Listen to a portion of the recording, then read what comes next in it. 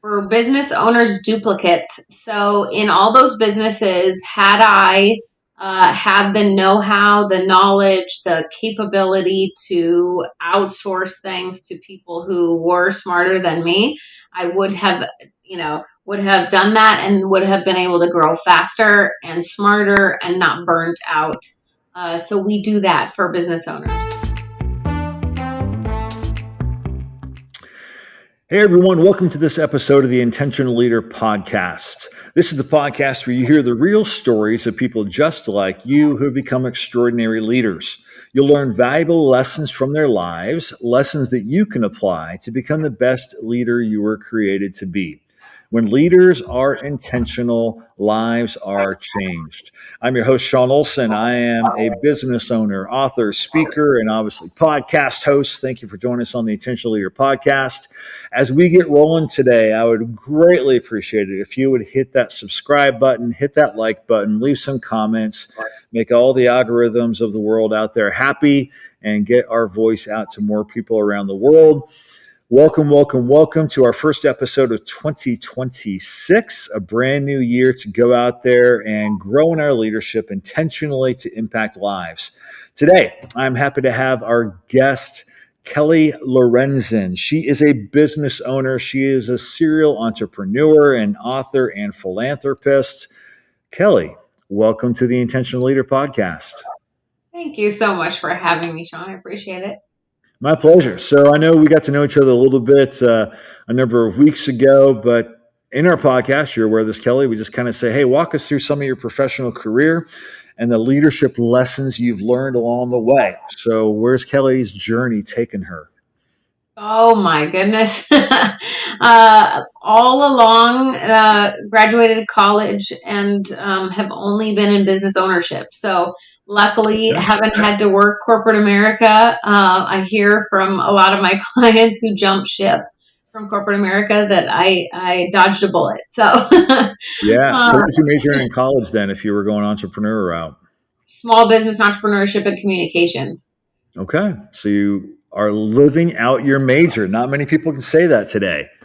That's for sure. No doubt. So what was your first foray then to entrepreneurship? I started a real estate practice and then joined with another team member to form a partnership. And then we grew a ginormous team. First year out of college, and then into my 20s, you think you're unstoppable. Mm-hmm. Yeah. So was that commercial or residential?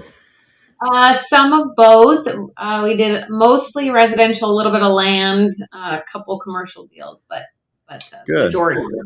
Awesome. So I'm going to ask you a really tough question. So sometimes in leadership, the greatest lesson learned is from mistakes. And so I can imagine you, young 20-year-old, 20-something, you have this business partner, you know everything because we all did at that age, right? Coming out of college especially.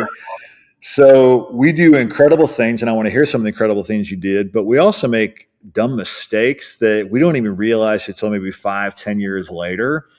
What were some of those leadership type mistakes you made that you're kind of like, if you're a new entrepreneur doing your first company, don't go here? What would those be?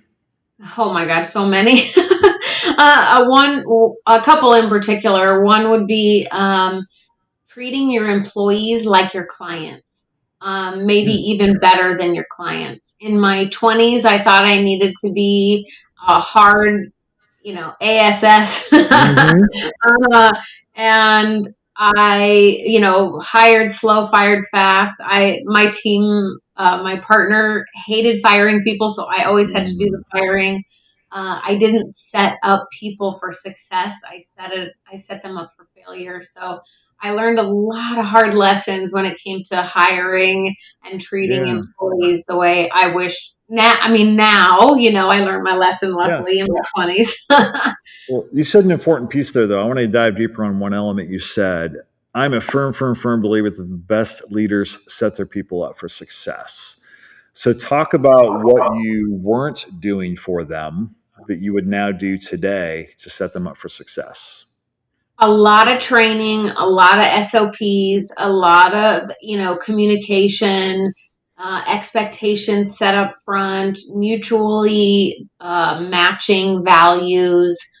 There's so many layers, right, Mhm. to hiring now that we do, to make sure that everybody's kind of on the same page, that they have the tools they need, that they're smarter than me, that I Mhm. acknowledge that they're smarter than me, that I'm hiring them on purpose for that Mhm. reason, and that they are an integral part of the success of the company. And I didn't do any of that in my.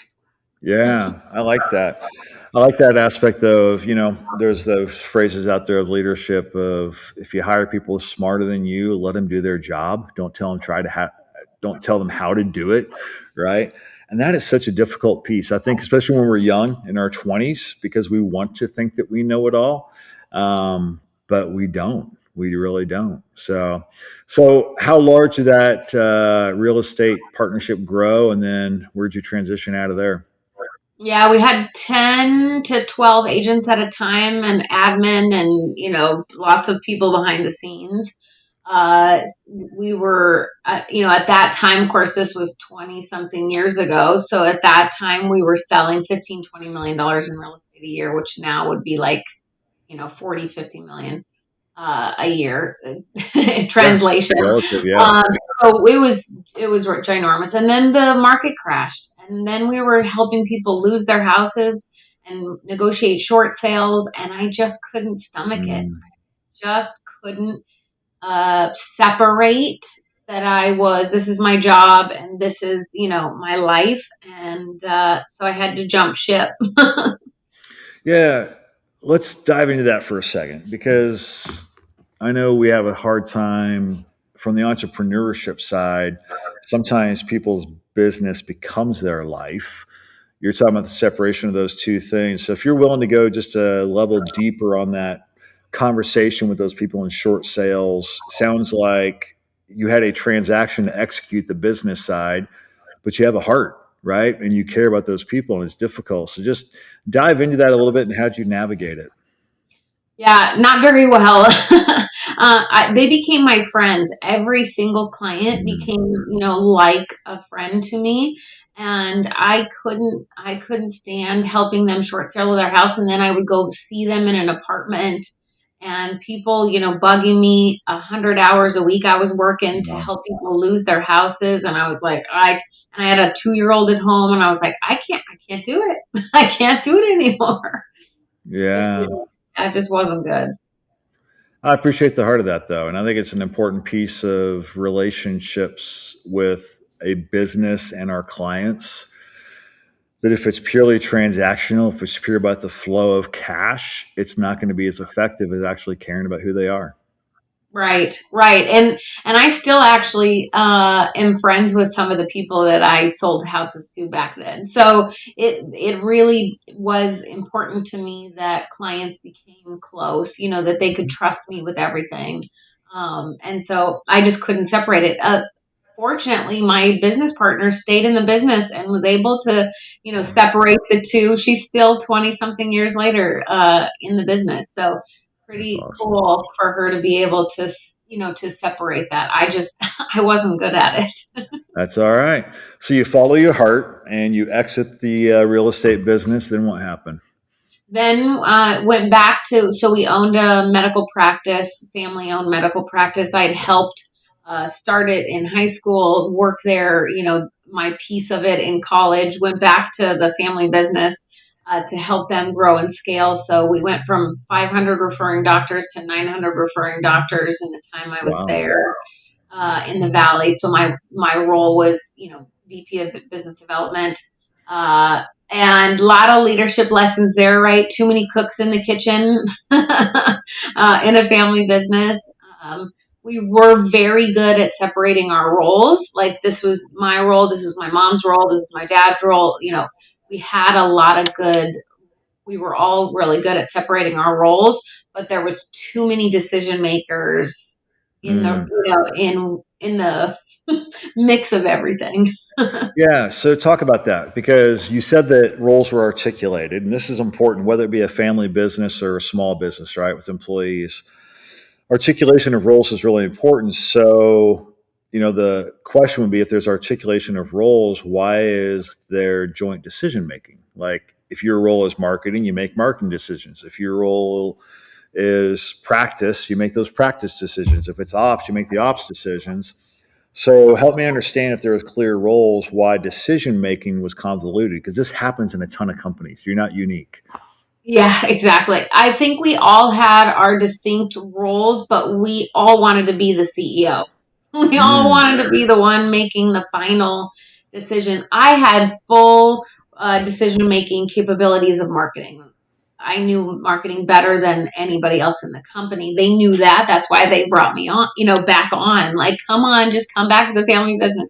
I ended up helping them sell the business. So that was good that I was there and helped them because I had sold real estate. I knew how to negotiate and sell a business. yeah. So I helped them with that. I helped them with a lot of TIs. So like we kind of, in a family business, you're like, oh, well, construction. Oh, well, this. So we all kind of intermingled, even though we had we were good about our roles, but it was like, there was nobody really that was the actual CEO that who could make the final decision. That makes it tough, especially in a family, because sometimes if you have somebody that steps up in that role, other ones may resent it.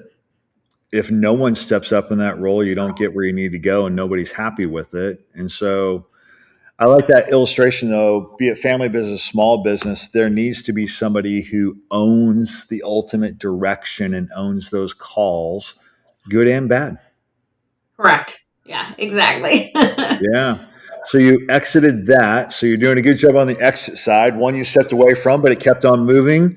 This one, you guys sold it to somebody else. That's awesome. Then what came after the physician network? We opened a DME company kind of in the intermixing of that other business. We needed compression stockings, and I had grown that piece of the medical practice inside of the business too much so that it was taking time away from the nurses.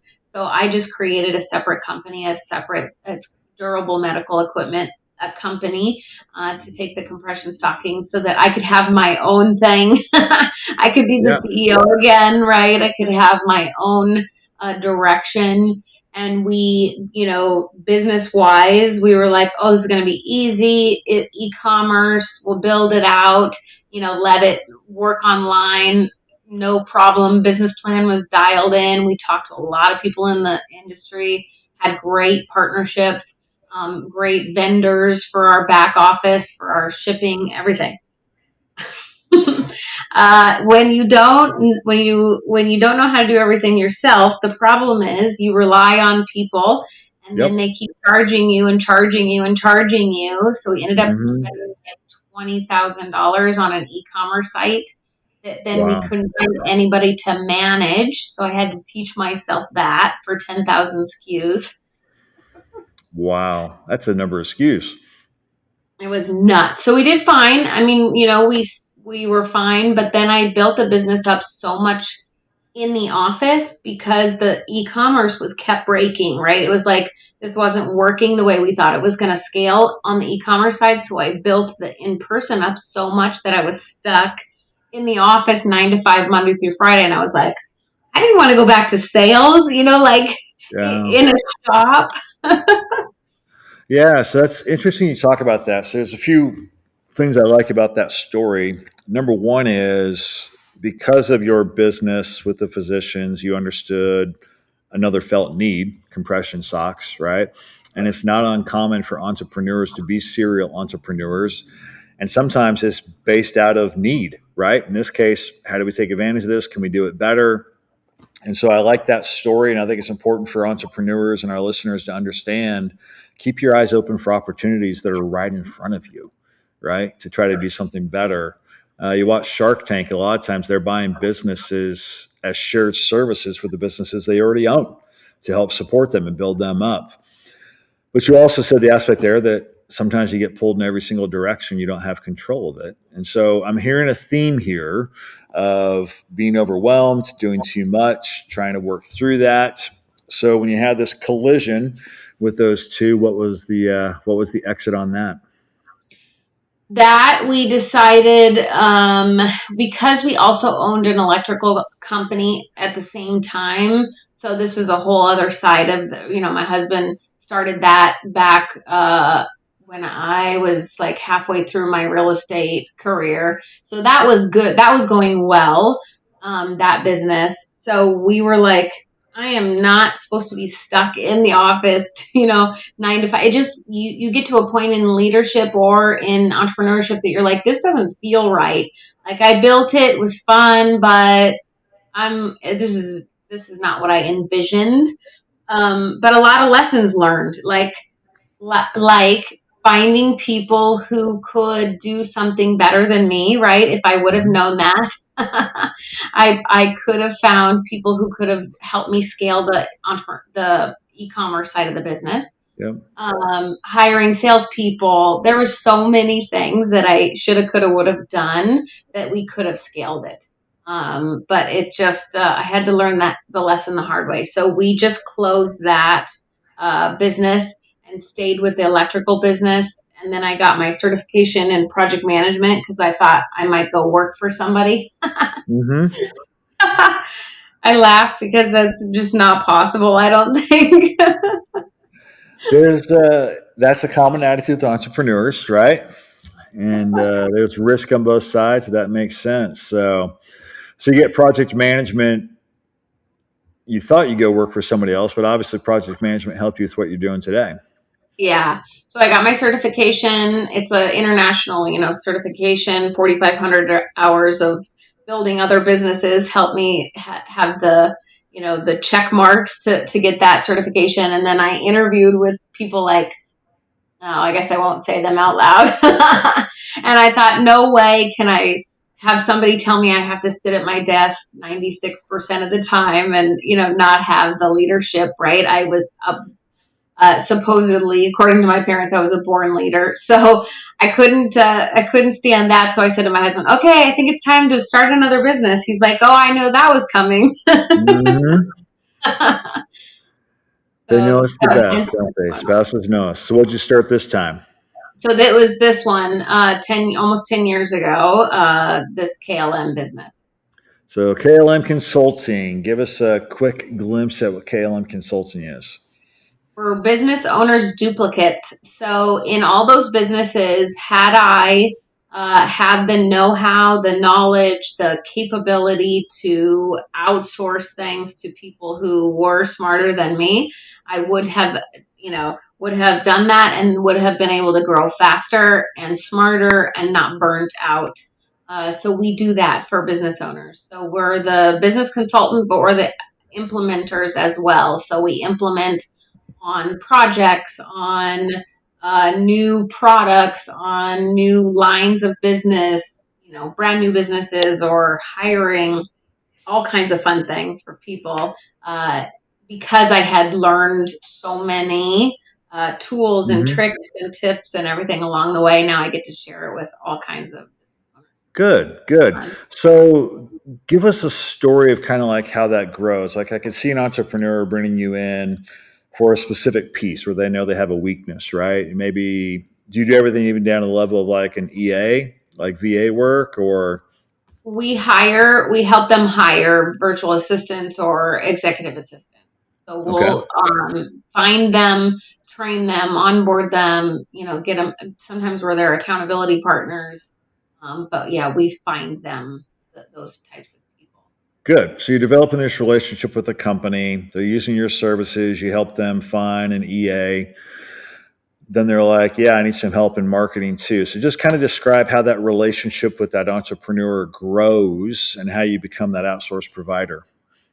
So if they think of us like a partner, or maybe we're the COO for them, or maybe we're the short term CEO to help them actually make the decisions to grow the business. Um, a lot of times they have the acumen for whatever they got into the business for. So a lot of them are medical practices, or they're attorneys, or they own agencies, insurance agencies. So they're good at that, but they're not necessarily good at like overall growth and how am I going to scale this, and then who's going to actually do that task or that project for me.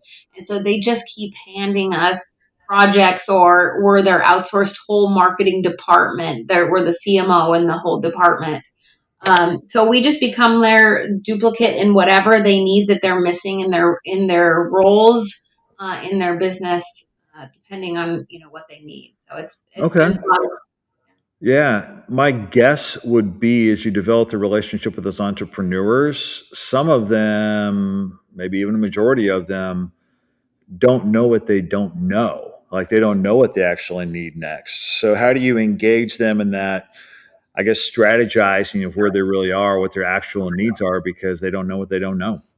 Yeah. So we always start with a brain dump session and figure out top 10, next 10 things that they need to be looking at, doing, accomplishing. What are your goals for the year? And then we help them set up a strategy. And then, okay, which pieces of those strategy can your team do? Which pieces do you want our help with? And then we create a project around that. Or if we're their ongoing project manager, we're also, that includes the consulting of like, okay, so what should we be doing next? What else can we be doing? Do you have a whole library of SOPs? Do you have a do you have a CRM system? Do you have, all these things? Do you have, and I suggest what their next steps should be based on their goals, their business, what the industry looks like, what's happening in the market, all of that.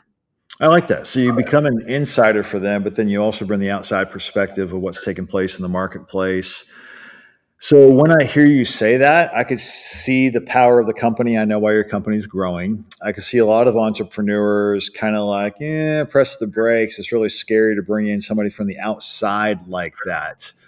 What would you say to that person? It is very scary, but it's even scarier to waste money and time and your energy on hiring an internal employee that you're going to have to train for 3 to 6 months. And then you're going to hope they understand what you want them to do. And then maybe they're going to last a year, maybe not. By that time, we could have gotten 3 to 6 projects done. Yeah. So so we're just faster, more efficient, more cost effective way for people to scale their businesses without. And my biggest thing is like, I don't want them to burn out. So what do you need, and how can we take stuff off your plate so you don't burn out? Because that's what a lot of these leaders are doing, is they're working themselves to death, and almost literally, and it's not good for any of us. No, it's not. And that's like the great debate of entrepreneurship right now, right? Because when you do hear from the outside things like shows like Shark Tank or podcasts, these other entrepreneurs, their goal oftentimes in those broader shows is money, money, money, money, money, right? Get rich. And they're like, if you don't work 78 hours a week, if you don't put all this in there, it's not going to work. And like in our organization, our company, we've been blessed with great growth over the decades since my wife and I went full time in it. We have a large team now across North America, but we decided from day one that we would own the business. It would not own us, right? And that we were not going to do the 70-hour weeks, not even the 60-hour weeks and such. And so what you're talking about in some ways is a different signal than what they're hearing in other areas, right? Where it has to be millionaire, multimillionaire, build, build, build. You're saying there's a better way to have a satisfying life and business simultaneously. Correct. And sometimes it's the slower growth, right? It's, let's take this, what's your end goal? If your end goal is to take care of your family, be able to go on vacation, okay, let's make that happen. I have so many clients that come to us that they are working 80, 90, 100 hours a week. They haven't taken a vacation in 5 or 10 years. Wow. Like they're on the brink. Most of them Mhm. that come to us are on the brink of breakdown, or burnout. And if we can immediately take stuff off their plate and they have a little bit of breathing room, they can at least not work 100 hours. Okay, now they're down to 60 hours. Now they're, oh, Yeah. now I hired people for them. Now they can take a vacation without, you know, Mhm. and have some time off. Oh my, Like, it's just really empowering to get to help Yeah. these people understand that life isn't just about working 100 hours in your business every week. That's Yeah. not okay. No, it's not. I appreciate that. So, give us one of your greatest wins, a client relationship you had where you helped them go. I don't want names of the company, obviously, but just a win. Like maybe it was a 3-year relationship. What were you able to do? How did it take them to the next level? Share the Yeah. story so people can kind of like put themselves in that story. Yeah. One of our clients came to us just at around 1 million, and now they're almost close to 7 million. And with all of our marketing, so we're the full marketing department. It's just not, they don't have to worry about it at all. Like, they're not worrying about marketing at all because it's completely off their plate. So that's financially, that's a win. On So, another really one, quick on that, was that a yeah, service or a product? service. Okay, so on the service side, this is important to hear because I know a lot of our listeners own service businesses. You took over all their marketing. Just quickly, kind of like bullet, what were those elements that you guys were doing for them? We consistently swap depending on what the numbers are showing. So in some years, the social media was doing the best. Some years, Google Ads was better. Right now, blogs, Google Business Profile, SEO, AIO. There's lots of different things that we massage over time based on the numbers, based on what's tracking. Awesome. So you kind of morph as the business morphs and as technology morphs. And as like what's working, because what Yeah. used to work doesn't work right now. And we are real good about watching the numbers. But my even more favorite than like growing financially is a client I was telling you that hadn't had a vacation in 10 years. And we helped them hire a team. We helped them take everything off their plate, put it on ours and the team's plate, the admin team. And they were able to go to Europe for 10 days, no phone, no email. And we took Wow. everything over for them so they could have a completely free vacation within the year of us taking it. So just, Awesome. So when you say you help them build a team, was that kind of like the fractional team that you build, or did they hire their own people? What would that look like? yes, a fractional team, some outsourced admin, some of us, we kind of all combine it. I always say, whatever you have internally and whatever you're good at, keep, right? We're not trying to replace that. We want to have the least expensive version of what you need. So if that's outsourcing, let's figure that out. So we're always looking at numbers, we're always paying attention because we want people to grow how they want to grow and not waste so much money, right? That's the biggest thing. Mhm. I wasted so much money over the years, and I don't want people to have to do that. So with that, I appreciate you sharing that because I was going to ask about kind of like the ROI because everybody always wants to know that, right? And sometimes I'm guessing that some of the value proposition you bring is what they're missing out on by not even taking the first step. Or to put it differently, you have to invest to grow. 100%. And this year or 2025 was rough on a lot of businesses. Most businesses I talked to, they were down 25 to 50% because of AI or the market or the economy or whatever. Our clients were up. We were up 37%. All of our clients were not negative. So just Yeah. the fact that like staying stable or growing every single year by outsourcing stuff is so beneficial to everybody, right? To the Yeah. economy, then we can give back to communities. And so it's helpful for everything. Good. So I know a lot of people really don't have a clue of like what does a fractional employee cost and things like that. I'm not looking for a dollar number right now. I'm looking for a cost comparison. So like if I was to bring on a marketing person, it's going to cost me X, but if I bring on a fractional through your marketing consult or through your consulting company, it's going to be X percent less. Like what's that percentage difference between hires and fractional? Because I don't think people really know. They still view it as it's a cost. How Mhm. much more cost efficient is it? Yeah, it's a lot more cost efficient because you're not worrying about training you know, figuring out what the strategy is, hiring. I mean, there's so much that is not even, you can't even put a cost on it, right? Of how long it would take you to find an employee like that, who understands business, who's been a business owner.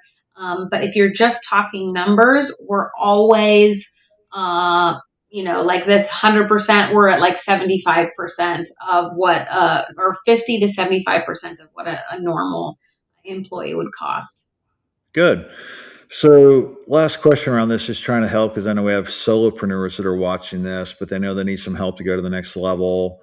What's kind of that trigger where it's the right time for them to take this step? Either they're burning out, do it before you burn out. You are working 60, 70, 80 hours a week and you're not taking a day off. Those are triggers, for sure. And you are out of capacity. Like Mhm. you go to bed and you have 17 more things that you didn't get done, right? What the capacity is gone. You're tapped out. Those are some triggers of why you should, even if it's not us, right? To anybody, you should outsource or you should hire, is any of those three things. And you're like, ooh, I could see it. I could make more money, but I just don't have time to go build that. Like Mhm. those would be triggers of why you should outsource. Sure. Yeah, I like that. I know there's a lot of entrepreneurs, small businesses, and I'm saying small business even up to like 40, 50 employees. They're always trying to maximize profits. And as we coach small business owners at times, I'm like, you can't maximize profit every year. You got to have investment years. But those investment years grow the top line. And if the bottom line staying at the same percentage, you just increased your profit, right? Uh, it's hard for them to make that jump to know that it's worth investing in themselves, investing in their mental health, investing in the business to move it forward. So, all right. So I want to go with a global question for you for a second, Kelly, as we wrap up. You were talking about trends and watching what's going on, because like AIO didn't even exist, what, 2 years ago, No. probably.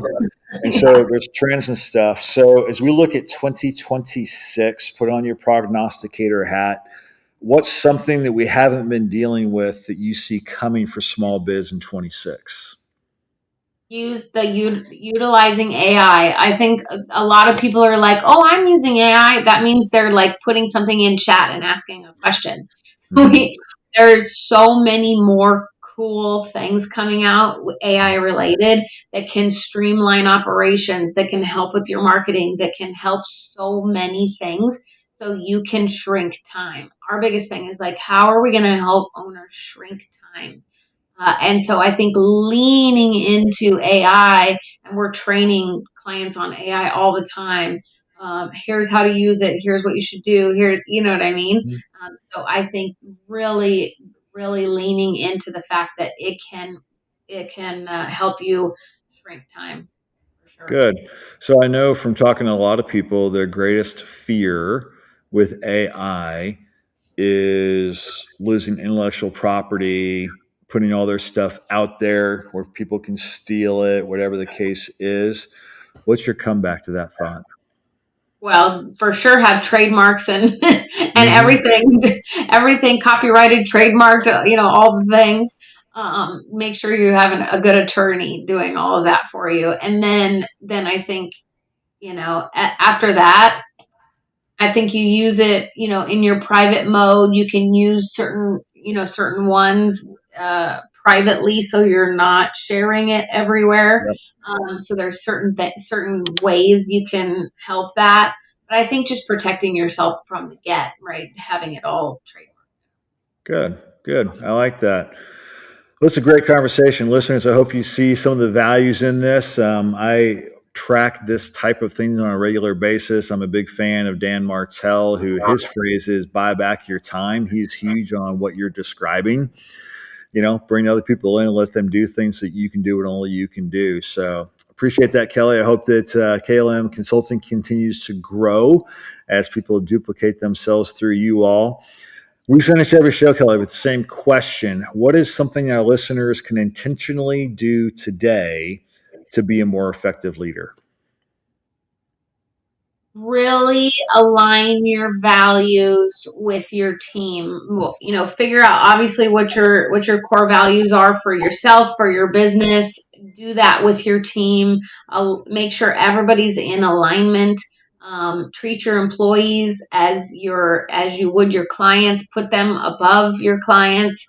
That will help you become a more effective leader and really care about your team. Really know them personally. I ask always, like, how are you doing personally? That's the first question on every single meeting we are on. How are you doing personally? Give me a, rosebud thorn. So really, really lean into your team's help, whether that's a, internal team or outsourced team, because it will help everything. Well stated. Well stated. Well, Kelly, thanks for being the guest on the Intentional Leader podcast. Listeners, in the show notes, you will find how you can connect with Kelly on different social networks, but also checking out her company because maybe it's time. And if you're ready to say, I need to start getting my feet wet on bringing in a fractional employee, reach out to Kelly and let her team lead you to a more prosperous 2026. Kelly, great to have you on the podcast. Thanks for your time. Thanks for your insights. Thank you so much for having me. I appreciate it. Thank you for tuning in to this episode of the Intentional Leader Podcast presented by Reenergize Professional Coaching. Be sure to see the show notes for links to Reenergize Professional Coaching and links to contact our guests. Now, hit that subscribe button so that you are alerted with every new episode of the Intentional Leader Podcast.